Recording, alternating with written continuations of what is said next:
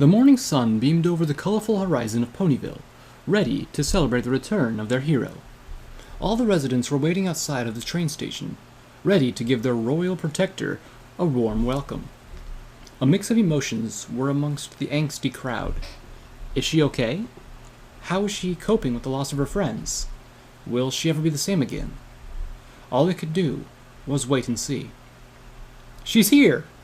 An excited Scootaloo jumped up and down as the train appeared in the distance. The excitement grew with every meter the train neared its stop. Before long it had arrived, stopping at the station before a puff of steam from its brass funnel silenced all the ponies in the courtyard.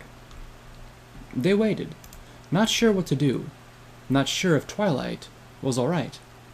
Then the large wooden door on the back of the carriage opened, still burned with the smoke, showing a purple unicorn inside. The crowd roared with cheers as their hero finally returned, but then the smoke cleared. It wasn't her. They then saw a Pegasus pony step out, with her eyes wide open, surprised by the random crowd clearly not cheering for her. Mumbles and whispers bounced from pony to pony before they saw the real Twilight Sparkle in the doorway, but not in the gleaming form that they had hoped for. The once proud and healthy student staggered onto the platform, covered head to hoof in stitches, bruises, and bandages, her fur covered in knots, and lethargic, dead look in her eyes. Two stallions were behind the purple unicorn, carrying all her cases as Twilight slowly limped towards the crowd. The large crowd had no idea whether to thank her for saving their town, or to show sympathy for her terrible endeavor.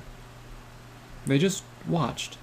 Some smiled faintly, and others lowered their heads as the crippled unicorn slowly walked past them, not once making eye contact with any pony.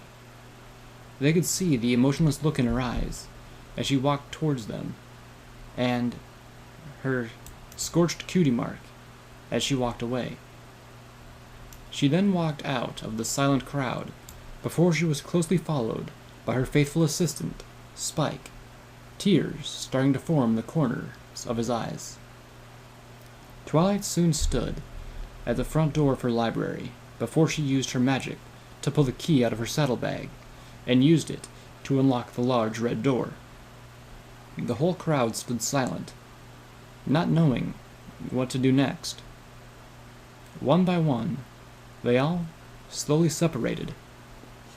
They knew the answer to their questions. Twilight Sparkle will never be the same again.